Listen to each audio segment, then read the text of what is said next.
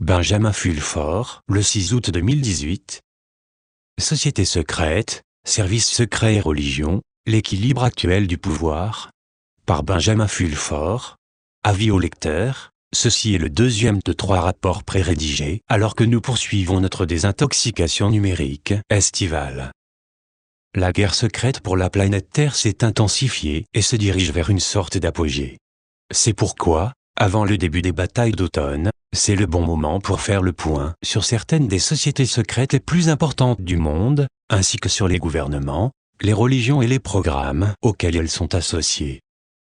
La première chose que les gens doivent comprendre lorsqu'ils examinent cette question, c'est que dans le monde réel, les agences d'espionnage, les sociétés secrètes et les armées sont toutes soumises aux religions. La raison en est que même si Mao Tse-tung a dit « le pouvoir vient du canon d'un fusil », il vient véritablement de l'esprit de la personne qui tient le fusil. Donc, la bataille pour la planète Terre est vraiment une bataille pour le cœur et l'esprit des êtres qui comptent vraiment pendant une lutte pour le pouvoir, les guerriers. Commençons par les sociétés secrètes asiatiques. Dans l'ensemble, ils sont d'avis que l'Occident a gouverné la planète assez longtemps et que maintenant, c'est leur tour. Cependant, les sociétés secrètes asiatiques, tout comme leurs homologues occidentaux, sont divisées en plusieurs groupes concurrents. Le plus répandu est probablement celle des Hongmen, avec 55 millions de membres, situés pour la plupart en Chine et dans les communautés asiatiques à travers le monde.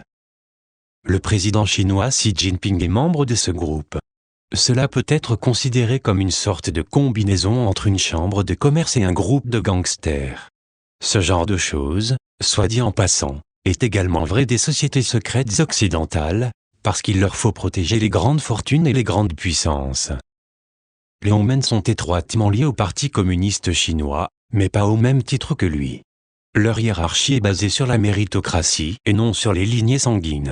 Il y a aussi un groupe dissident basé à Taïwan, mais ils perdent de l'influence et du pouvoir, à cause d'un mauvais leadership et de la trahison de leurs promesses secrètes du 19 mars.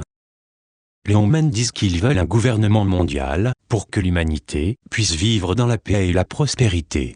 Cependant, d'après mon expérience personnelle avec eux, ils devront devenir plus multiculturels s'ils veulent réussir.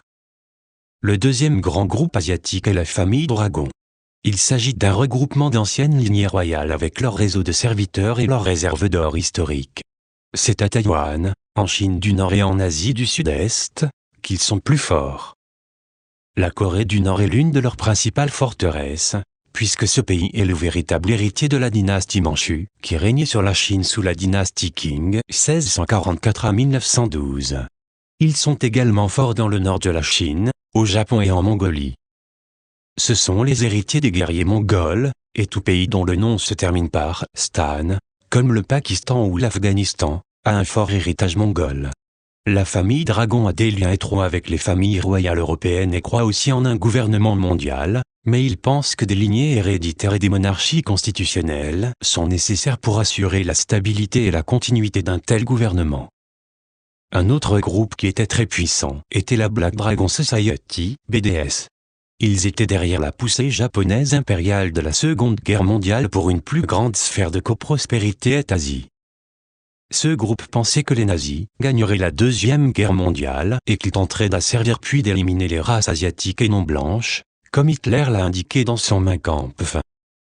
La BDS a très bien réussi à recruter des non-européens dans le monde entier pour mettre fin à la domination européenne et occidentale.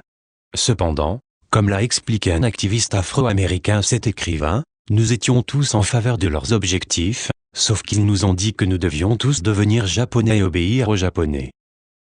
Plusieurs organisations prétendent être les héritiers de la Black Dragon Society, mais aucune d'entre elles n'a de pouvoir réel. L'autre grande société secrète asiatique est le Dragon Bleu, et ils sont les héritiers des assassins. Ils sont forts en Perse, Iran et dans le monde musulman, en particulier les musulmans de l'Inde. Ils croient qu'un grand chef appelé le Mahdi émergera et débarrassera le monde du mal avant la fin des temps. Ce groupe, bien que n'ayant pas vraiment de leader bien défini, travaille à l'objectif commun de libérer le monde musulman, en particulier le Moyen-Orient, des dirigeants néocolonialistes. Il y a d'autres groupes et subdivisions asiatiques tels que le corbeau à 3 pattes relié au Shinto, mais ce ne sont pas des acteurs majeurs dans la bataille actuelle pour la planète Terre, et ils s'aligneront avec ceux qui en sortiront victorieux. Regardons maintenant les sociétés secrètes en Occident, étant donné que beaucoup de choses ont déjà été écrites à leur sujet et que nos lecteurs les connaissent mieux, nous n'en donnerons ici qu'un bref aperçu. Le groupe dominant dans la société occidentale est le christianisme. Alors que les Occidentaux se sont battus entre eux pendant des millénaires, ils ont toujours tendance à s'unir face à une menace non chrétienne commune. Traditionnellement, cela a été les musulmans, mais de nos jours il y a une poussée pour une alliance chrétienne, pour contrebalancer la montée de l'Asie. Le premier que nous regardons sont les francs-maçons du rite écossais, qui peuvent être considérés comme la principale société secrète dans le monde anglo-saxon. Ils sont liés à la monarchie britannique, à l'Empire britannique et au christianisme non catholique. Ce sont les forces dominantes dans le monde anglo-saxon, à savoir l'Australie, le Canada, la Nouvelle-Zélande, le Royaume-Uni et les États-Unis, et en coulisses, ils travaillent avec la Chine et la Russie. Ils soutiennent un rôle plus important pour l'Asie dans une architecture mondiale remaniée, mais préfèrent se battre jusqu'à la mort, plutôt que de devenir les esclaves des Asiatiques. L'autre grand groupe occidental est la loge franc-maçon P2. Ce groupe contrôle l'Église catholique et la mafia, qui compte 1,5 milliard de membres. Ils sont également très influents dans le complexe militaro-industriel par leur contrôle des ordres de chevalerie comme les chevaliers de Malte, les chevaliers teutoniques, etc. Ce groupe a connu une sorte de coup d'État en 2013, lorsque le pape malédicte, Benoît XVI, a été démis de ses fonctions pour avoir été un pédophile satanique. De plus, sous le pape François, l'Église catholique se réoriente de son lieu de naissance en Europe vers l'Afrique et l'Amérique du Sud, où vit l'écrasante majorité de ses adeptes. Nous nous tournons maintenant vers le groupe occidental le plus problématique, les Juifs et leurs maîtres secrets, la mafia khazariane adorant Satan. La société secrète juive, dans son sens pur, est basée sur l'histoire qu'après la chute de Jérusalem devant les Babyloniens, tous les héritiers mâles du roi David ont été assassinés. Par conséquent, pour préserver la lignée de David, ses services secrets ont commencé à protéger ses descendants féminins. C'est l'origine de la coutume, selon laquelle il faut avoir une mère juive pour être considéré comme juif. Ce groupe a infiltré avec beaucoup de succès les familles royales et aristocratiques d'Europe. Ils croient détenir un droit héréditaire qui leur a été donné par Dieu pour gouverner l'humanité. Leur symbole, comme on peut le voir dans de nombreux emblèmes des familles de la royauté européenne, est le lion de Juda. https://fr.wikipedia.org Wikifichier, ranulf-le-méchain.svg. Leurs adversaires historiques en Occident sont les Illuminati gnostiques, qui retracent leur origine historique jusqu'aux mathématiciens grecs, Pythagore 570-495 BC, et leurs origines spirituelles jusqu'aux survivants de l'Atlantide, une civilisation qu'ils disent avoir été détruite par les inondations, il y a 26 000 ans. Les Illuminati gnostiques recrutent les génies dans leur rang et s'opposent au règne de la lignée sanguine. Ils prétendent avoir été à l'origine des révolutions françaises, américaines et russes et travaillent maintenant à une révolution mondiale. Enfin, nous nous tournons vers la mafia khazariane. Leur histoire peut être lue dans l'article en cliquant sur le lien ci-dessous, https://www.vtranstod.com 2015 03 08 The Hidden History of the Incredible Evil Khazarian Mafia. Ce que nous pouvons ajouter à cela, c'est que la plus ancienne référence historique solide à ce qui est aujourd'hui la mafia khazariane est le peuple Hyksos, un peuple de bergers qui a envahi l'Égypte vers 1650 avenue. Ils adoraient un animal nommé Baal, avec une tête de chèvre et une queue fourchue, dont on peut voir l'image ci-dessous, https://realgoodhead.bandcamp.com Track Blaspheme Worship of Baldmo.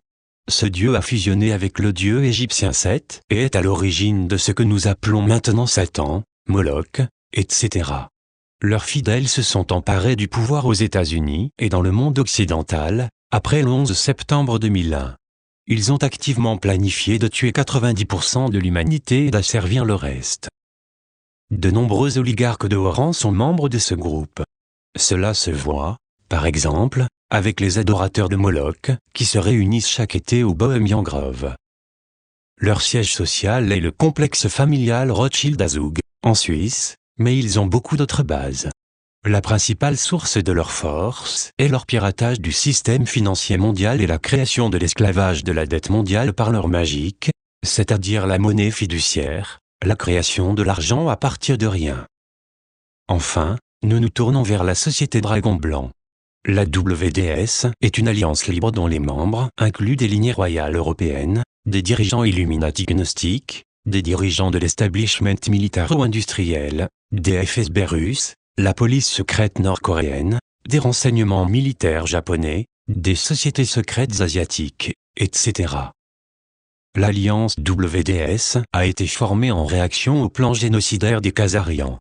De plus, ils sont alarmés par l'incroyable incompétence des gens qui dirigent la planète actuellement. La WDS fait pression en faveur de la paix dans le monde et d'une campagne massive, d'une ampleur similaire à celle de la Troisième Guerre mondiale, pour mettre immédiatement fin à la pauvreté et à la destruction de l'environnement.